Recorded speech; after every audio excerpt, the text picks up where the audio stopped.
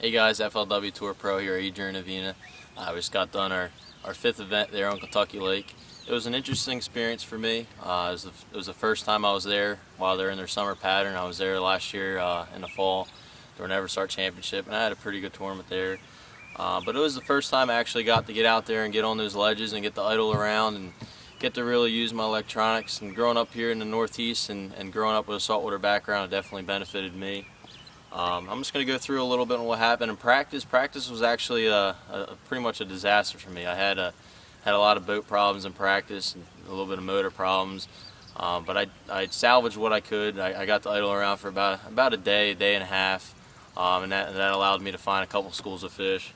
And basically when I approached this, I told myself I was strictly going to use my electronics and I was going to focus out there deep because I knew the tournament would be one deep, and it's a lot easier to catch them out there. And basically I'm going to go through basically 4 rods and 4 combinations that basically got me through the week and allowed me. I finished 58th, and I had a strong day 1 but off day on day 2. But basically my go-to bait was a football head, and I mean out there on those ledges, I mean everybody knows, you know, a football head should be one of your rods on your deck. And this right here, this is a 3/4 ounce all-terrain football head jig, and there on the back of that I have a speed crawl, and that's famous color, peanut butter and jelly. But basically what really benefited me was throwing this big jig. In the tournament I threw the 3/4, but this big jig, which is a little over an ounce, is also made by All Terrain, which is a phenomenal jig. It's just called peanut butter and jelly. This big jig right here allowed me to really find the key bottom that allowed me to be successful in the tournament.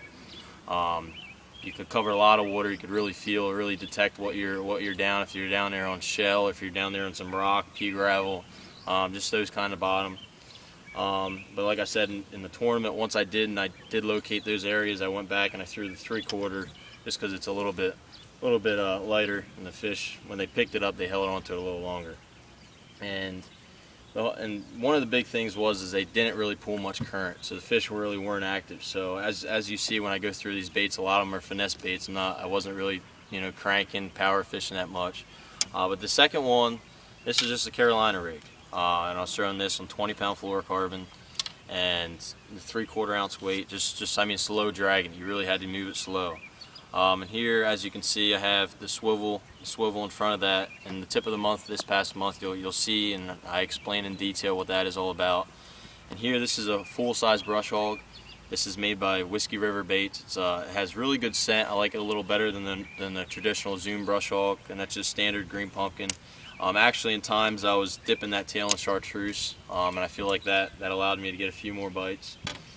And then also on the first day, this is all the first day. Also on the first day I caught 2 fish on this big worm, and this is just a Zoom 10.5-inch worm, green pumpkin. I kind of stayed with either like green pumpkin purple. It seemed like that was a good color for there.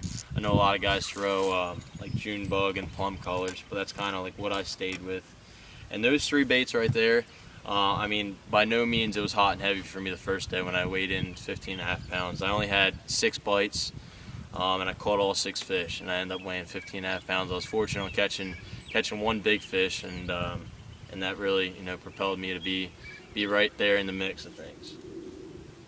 And on day 2, my goal was I had an early boat number, so I got to get to a couple of the key spots early, and I stopped on 1 school of fish. And there's a bunch of us there. There's 4 or 5 guys there, and basically we were all drop shotting.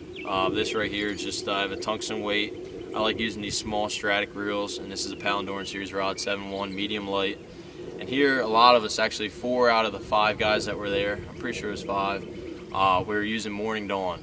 This right here actually isn't Morning Dawn, just because I ran out of it, but this is a color similar to it. It seemed like they really liked that, and we were just drop shotting. We were focusing the majority of the tournament. I mean, I was focusing on roughly 25 to 40 foot. I was fishing really deep. And I think that was because of the lack of current. Those fish really never got to pull up on those bars. But like I said, I mean, it was a tough tournament for me. Day 2, I mean, I caught more fish, but I just never got a big bite.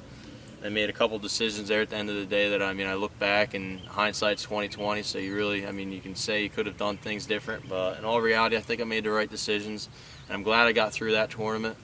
and my goal was to survive, and I pretty much survived that tournament. I cashed a small check there, and I'm looking forward to going to Lake Champlain. Lake Champlain's next week, and I had some pretty good success there.